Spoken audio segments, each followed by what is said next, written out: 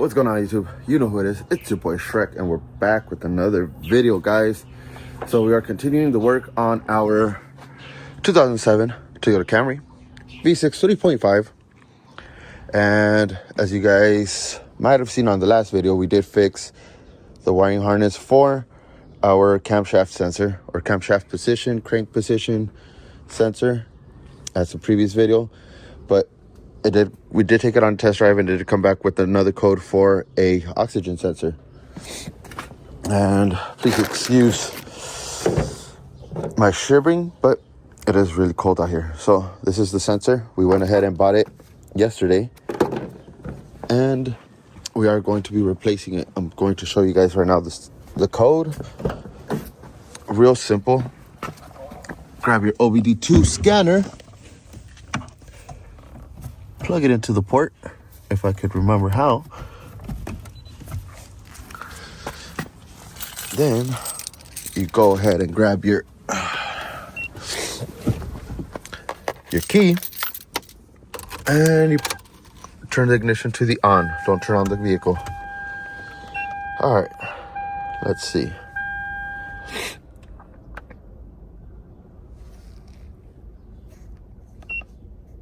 Read codes. There's our code. Here, control circuit low bank 2, sensor 2. So let's go ahead and try to get that squared away. We will be jacking up the car on the driver's side, I believe, just because I need some space. It should be really easy. I'm not sure if I can show you guys right here, if there's enough room to show you guys, but it is going to be somewhere around here.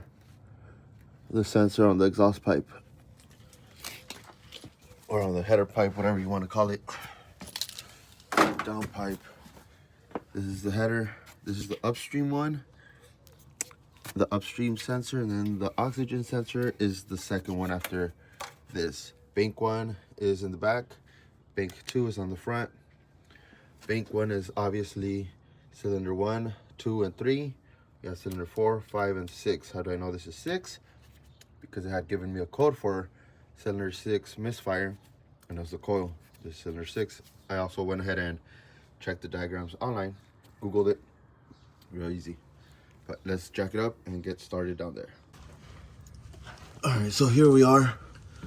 These are your sensors right here. This is the one we will be working on. That is our bank 2, sensor 2. Sorry guys, I'm just trying to look it up. This is bank 1, sensor 2. So this is the one we're working on. I'll go ahead and take it off, replace it, and hopefully that fixes it.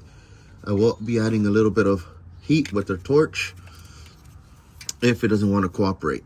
So hopefully it just pops off with we have our oxygen sensor sockets. We have a shorter one. I believe the shorter one should work, hopefully. So let me go ahead and start taking that off. Fortunately for us, guys, it was easy to come off. We just sprayed down with a little bit of penetrant. Plug came off easily, and no major hiccups. Sensor goes right in there. Let me see if I can show you guys. Got my flashlight. It might be a little dark. It's that one right there. Like I said, get an oxygen sensor socket and you'll be good. Spray down. That's it. Let me put the new one back on and connect it, and we'll see what happens after that. Alrighty guys, so we did go ahead and put the new sensor back on. Everything is plugged in. Wires are routed back to normal. So let's go ahead. All we have to do now is lower the jack and go ahead and plug in. Hopefully after we turn it on, it is good to go. All right, let's go ahead and start it.